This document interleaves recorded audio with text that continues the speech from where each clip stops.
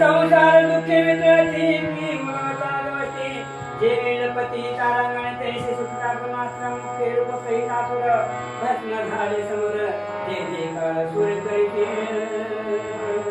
ब्रह्मज्ञान प्राप्ती झाल्यानंतर अज्ञान जाते, सूर्य उगवल्यानंतर रास संपून जाते. तसं रामांचा बाण आणि तिकडून बंद झालेला अमृत या दोघांची गाठ पडली.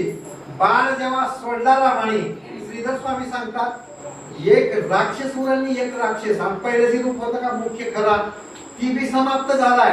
देव लोकांना आनंद झाला. मैरावून मेला म्हणजे नाही तर आमची पोती किती चालू देत नव्हतं रे बाबा, लय अवघड होतं. हा पडली देखता मुखे धुरा कळ लागले त्यासुर हनुमंते पुढचे समग्र सेने भवते वेष्टीने मंगलवार गळा घेऊन सैन्य गोरी क्षणी अंतरिक्ष उडून राक्षस पळते सगळ्या महिरावणाचा चकनाचूर फुकणा केलं.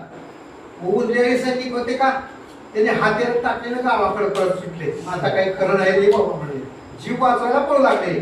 त्या पळणाऱ्याला शेपूट काढलं पुढे मारून कुठं नाही हो गावात जायचं नाही तुम्हाला जाऊ देत नाही. का बरं काम आहे बरं तुमचा सत्कार ठेवला.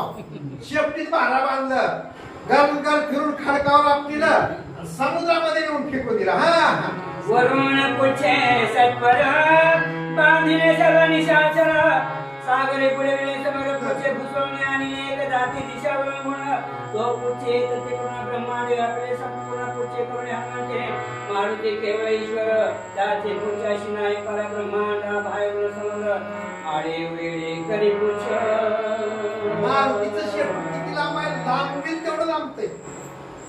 पळणाऱ्याने काय लोकांना विचार केला. एकाला म्हणलं वाटणं जाऊ नका रे, बगलं जावा म्हणलं तिकडून पडकाच्या खाल्ल्या तळ्याच्या पडून जावा.